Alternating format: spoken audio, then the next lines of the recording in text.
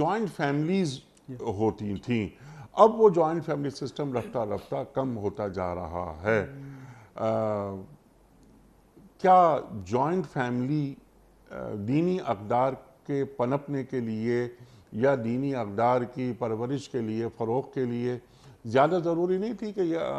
دادا بھی ہیں، دادی بھی ہیں، نانا، نانی، چچا، تایا، خالہ وغیرہ ایک ساتھ رہ رہے ہیں، اور اگر باپ کے پاس فرصت نہیں ہے، کاروباری مصروفیات کچھ زیادہ ہو گئیں، تو چچا ہے، تایا ہے یا دادا ہے، وہ بھی اولاد کی تربیت کرتا تھا۔ اب یہ جو نیا ٹرینڈ آ گیا ہے کہ نہیں بس یہ کہ ہم الگ رہیں گے، اس نے بھی نقصان پہنچایا ہے ہمیں؟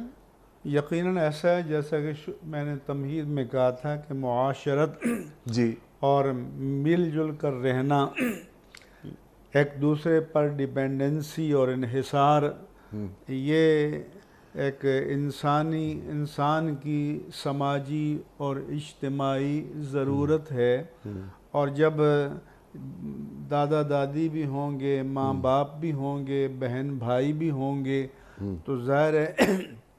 کہ ایک دوسرے سے بندہ سیکھتا بھی ہے، ایک دوسرے کی مدد بھی کرتا ہے، ایک دوسرے کے لیے ایثار کا جذبہ بھی پیدا ہوتا ہے، کیونکہ جب تک آدمی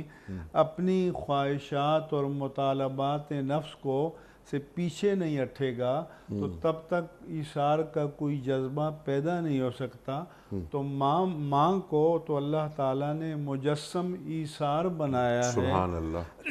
اور باپ کو بھی اللہ تعالیٰ نے مجسم ایثار بنایا ہے۔ تو اب اولاد کے اندر ایثار کی اگر تربیت پیدا کرنی ہے تو وہ اجتماعی خاندانی نظام میں ہوتی ہے، کہ جب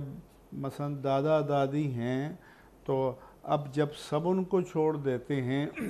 تو وہ تنہائی محسوس کرتے ہیں، بے چارگی محسوس کرتے ہیں، وہ چاہتے ہیں کہ کوئی ان کے ساتھ بیٹھے، وہ چاہتے ہیں کہ کوئی ان سے بات کرے، اور اولاد کی آواز ان کے کانوں میں آتی رہے،